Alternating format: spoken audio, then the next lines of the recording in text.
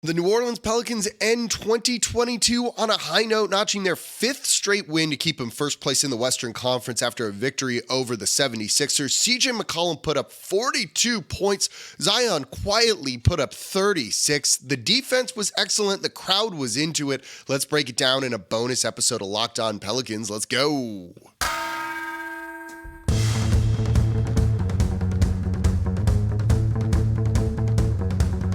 You are Locked On Pelicans, your daily New Orleans Pelicans podcast, part of the Locked On Podcast Network, your team every day. Welcome to another edition of Locked On Pelicans, the daily podcast covering your favorite team, the New Orleans Pelicans and NBA, part of the Locked On Podcast Network, your team every day, available wherever you get your podcasts and available on YouTube. I'm your host, Pelicans Insider, credential member of the media, Jake Madison, at NOLA Jake on Twitter. Here with y'all on a bonus episode, but kind of like making up for the Friday episode. I've been very sick this week. You've heard it in my voice. Sorry for missing the show on Friday, but after that win, I feel good, and I had to talk about this one. I know you're excited. I'm excited too, so I wanted to share my excitement with y'all. So we're going to break down CJ, Zion, the defense, and the crowd there in kind of a bonus episode, or like the, day late Friday episode of Locked On Pelicans. Today's episode is brought to you by BetOnline. BetOnline has you covered this season with more props, odds, and lines than ever before. BetOnline, where the game starts. So huge win for New Orleans, 127-116 over the Philadelphia 76ers. This was an impressive game from New Orleans. Philly is good. They're not as good as they want to be this year, but this is a talented team with Joel Embiid and James Harden. And New Orleans found themselves down early in this one, and they battled back. They found themselves down 10 in the first quarter and then took control over this game. They stopped trying to play the Sixers game and at their pace and kind of did their own thing. And when your stars come through for y'all like that, you can win very many games. And that's what New Orleans had happen for them. CJ 42, Zion 36. New Orleans stays first in the Western Conference. They just really took it to a team that had a couple of days rest and had been here in New Orleans, scouting them in a sense. Rivers was at the game. Doc Rivers was at the game on Wednesday. And New Orleans just went out and was like, all right, we're going to play good defense, went in with a solid plan, and just beat them, like in front of a sellout crowd. I don't know, we could end the show there. It's like great performances all around, thumbs up, we're all happy, but there's more to it. So let's start with CJ McCollum. That is now Pelicans franchise record holder, CJ McCollum, to all of us. CJ in this one, 42 points, the most impressive number though. 10 of 16 from three, 68.8%, but 11 made threes, sets the franchise record previously held by Peja Stojakovic, who set this in 2007 with 10 made threes. That's a 15-year-old record that he just broke. 42 points on the night, 5 assists, 2 steals, just 2 turnovers, 4 rebounds, 5 of 6 from the line. Zion scored 40 on Wednesday, and then he comes in and scores 40 today, and you had him score 40 last week as well. CJ is back. CJ's back. He had COVID. He had been sick. He's also got a newborn at home. All of those things add up to you being a little bit sluggish, and he's looked a little bit sluggish, but you could see in this one he was feeling himself, and it's punctuated by the 11th three that he made. In transition, after getting a steal that he grabbed, driving down, you had Jose Alvarado under the basket. He could have put a pass in front of him. Jose would have gotten it, scored. CJ just pulls up with all those trailing defenders, pull up jumper in transitions, Puget, a three-jit here, and drains it. He was feeling himself. He was feeling himself all night long. When CJ's a threat like that, it changed the way that the Philadelphia 76ers were defending. They were running Joel Embiid back a little bit, in not quite drop coverage, but not playing him up. And CJ was getting a lot of his looks out of the pick and roll with Valanciunas or Billy Hernangomez or Jackson Hayes or Zion. And they would play Embiid kind of in the middle there, really trying to give him room to be able to help if Zion got the ball, not playing up on CJ McCollum, and CJ starts making his threes.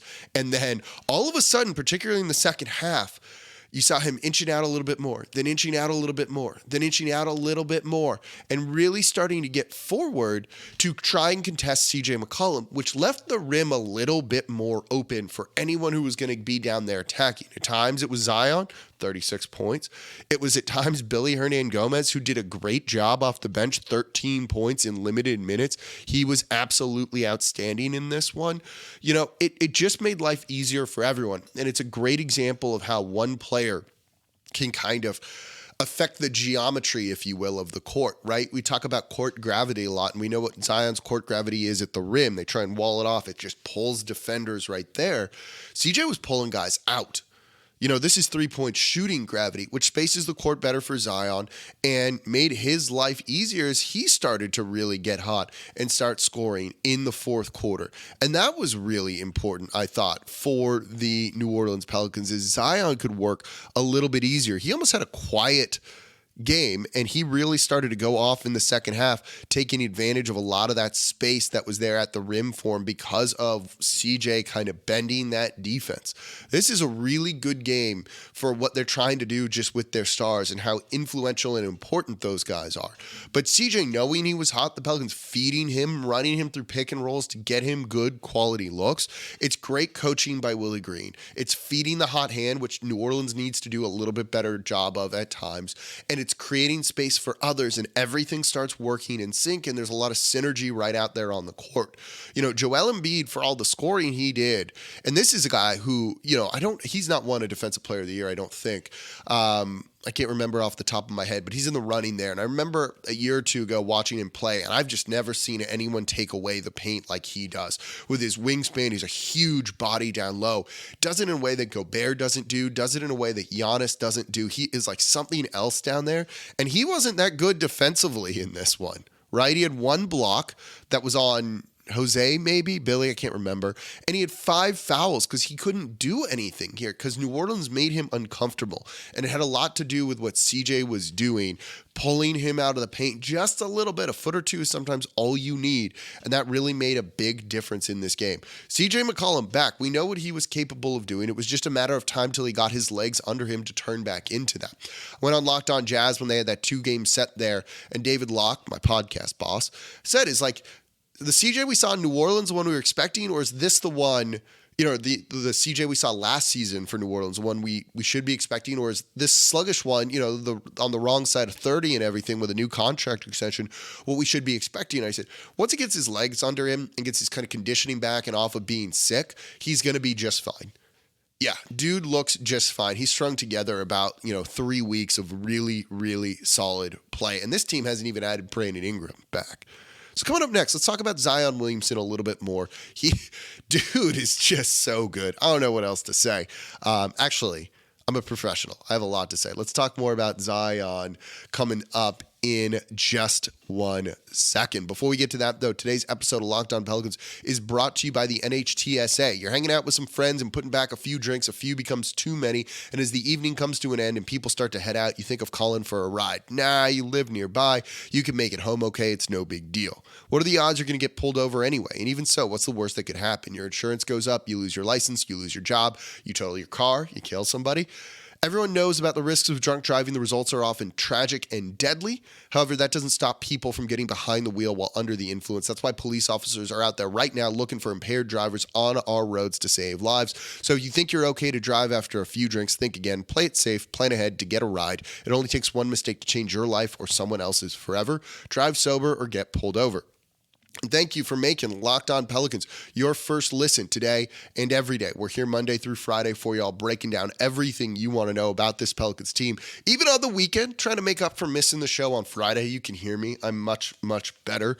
Medicine's finally kicking in, so I'm happy to be back with y'all, especially after a big win over the Philadelphia 76ers, 127-116. Pelicans on a 5-game winning streak. This is a signature win for this team now, beating a very quality team that has a big man that should slow down Zion Williamson.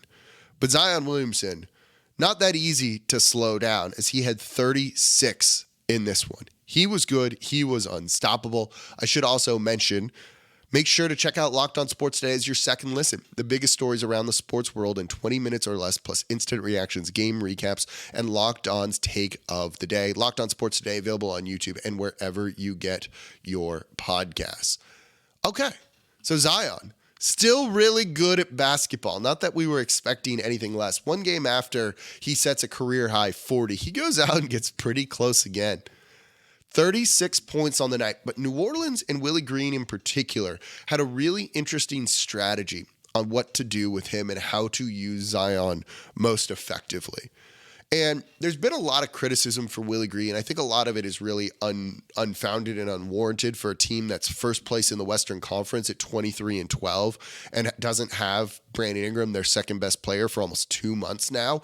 You know, I think the season's going pretty well. I think Willie Green has done a good job. New Orleans is 11 games over 500. So Zion had 36, and the way he did most of his damage in this one was when Joel Embiid was off the court. When Embiid would go off, New Orleans made sure they had Zion Williamson in. And the Philadelphia 76ers had no answer for him with any of their bench players. None. PJ Tucker tried, 5 fouls, didn't work, right? Montrezl Harrell tried, didn't work. Niang tried, didn't work. Any of the others they tried on him, it didn't work. Embiid didn't work even, to be perfectly honest, but Embiid does it better than probably anyone else. But Zion goes for 36 points on 19 shots, 10 of 16 from the line, 5 rebounds, 2 assists, just 3 turnovers.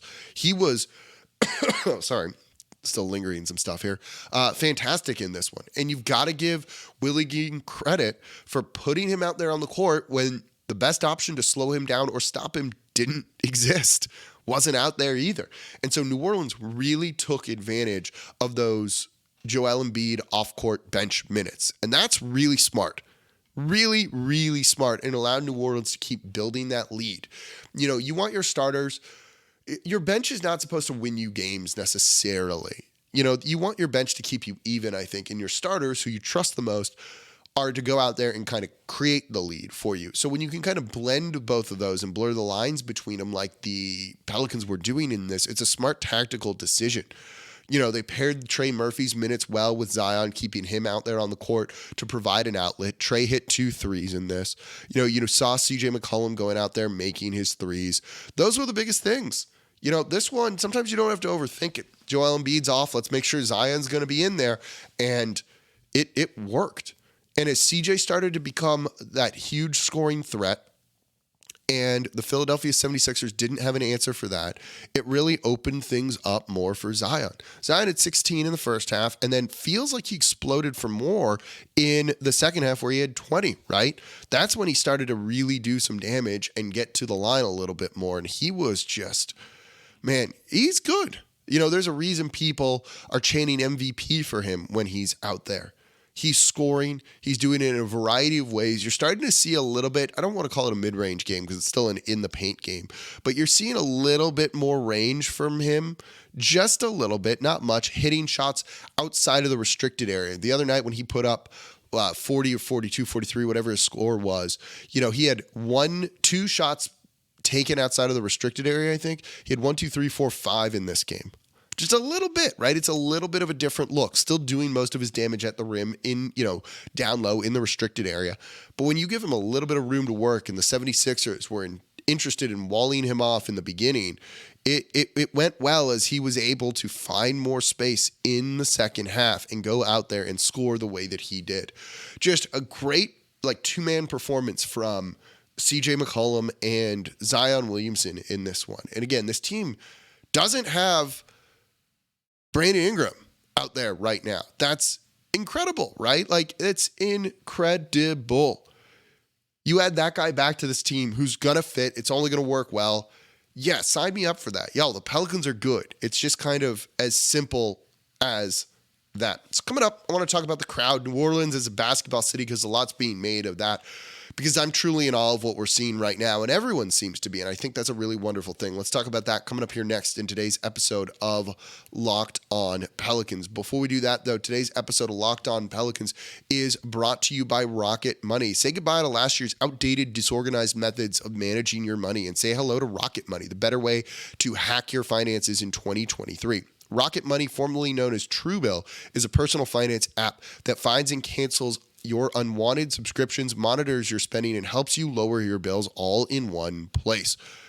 Over 3 million people have used Rocket Money, saving the average person $720 a year. It's going to quickly and easily identify your subscriptions for you so you can stop paying for the ones you don't want. And over 80% of people have subscriptions they forgot about. It also lets you budget your money so you can spend it on the right thing, save what you need to save. So stop throwing your money away, cancel unwanted subscriptions, and manage your expenses the easy way by going to rocketmoney.com/lockedonnba. That's rocketmoney.com/lockedonnba, rocketmoney.com/lockedonnba.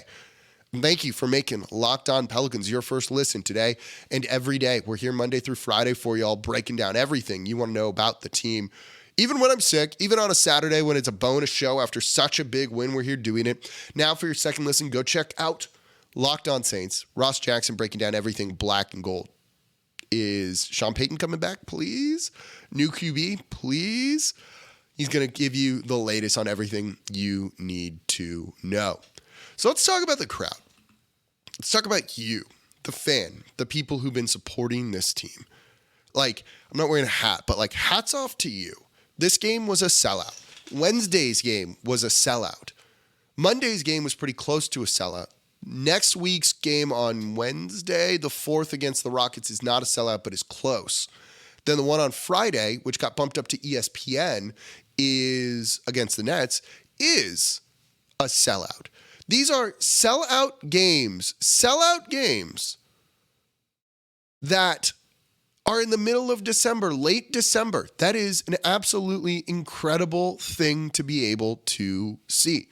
There's no need for that. Like, there's no need for these games to be a sellout. These games have never been a sellout, right? But the city knows how special this team is right now, how fun they are, how well this team connects with the city of New Orleans and the fans, and they are showing out. It is the definition of build it and they will come. There's been a lot of knocks against New Orleans over the years, right? For having a basketball team, not a basketball city. We've talked about that, a lot here. We've also heard things like, oh, they're not good. They don't deserve it, blah, blah, blah. This is a team that hasn't always done right by the fans in terms of putting a winner out there, right? They go 3-4 years, sometimes 3 years usually, without making the postseason. Then they get in, and then they don't make it for 3 more years. They've only made the postseason back-to-back twice in franchise history. Fans don't need to show up for teams that are winning 30 games, 27 games, right? 21 games. I understand it. But when they're good, they will support it. And all they needed to be was just decent enough. Look at what we saw in the second half of last year and in the playoffs. That team wasn't above 500. And they were selling out the Smoothie King Center. That is intense in there. The opponents have noted it. Everyone who's been through here has noted it, other than the Phoenix Suns broadcast who thinks they're piping in the noise, whatever, right?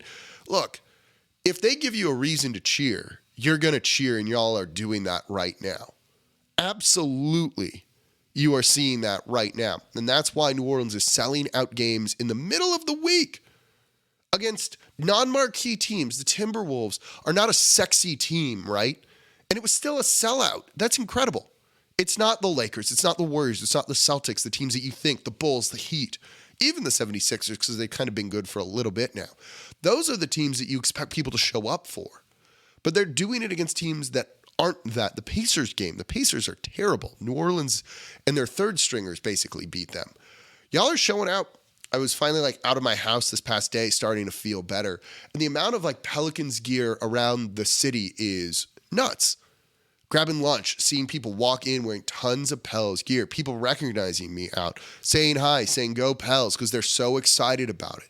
It's a fun time. I appreciate y'all making me part of your day. Whether you're a new listener, you've been with me for 6+ years as I've been hosting this. It's fun. So I thank y'all for your passion. That's why I do this. It's a whole lot of fun to be here with y'all. And yeah, New Orleans is a basketball city. It was loud in there. I was watching from home, and you can feel it through the TV. At times, you can barely hear the broadcast. That's how loud it is. That's you making an impact. The Timberwolves front office was talking about how, whoa, this is not what we were expecting. It's run by a former New Orleans front office executive, Tim Conley. And he's there being like, wow, This place has changed. You can't get tickets for cheap anymore. As much as I want tickets to be cheap for y'all, it tells you something right now. And it's really fun to be a part of, and I hope you're enjoying the ride. There's still going to be down patches too. There'll be another losing streak, I'm sure, at some point. But this team's good. They connect with the city. They're young. They're growing. It feels like we're kind of on this journey with them. You emotionally connect that way too. Yeah, it's no surprise people are showing up when they're good. Give people a reason and they will be there. And the Pelicans right now are absolutely doing that with the play on the court, really backing it up. And just a fun way to play too. CJ going off, a lot of fun. Every time he made a three, the crowd would explode. Anytime Zion does anything good, crowd explodes. Jose out there on the court, grabbing his GTA steals and all of that. It is so much fun. This Pelicans team is good. They are first in the West to end 2022. They got one more game tonight. If you're listening to this on Saturday against Memphis, I'll recap that one on Monday. I will be in Dallas for the Cotton Bowl doing that, but I will recap the show then. So thank you all so much for listening. As always, I'm your host, Jake Madison, at NolanJake on Twitter. I'll be back with y'all on Monday. Enjoy this win and the weekend.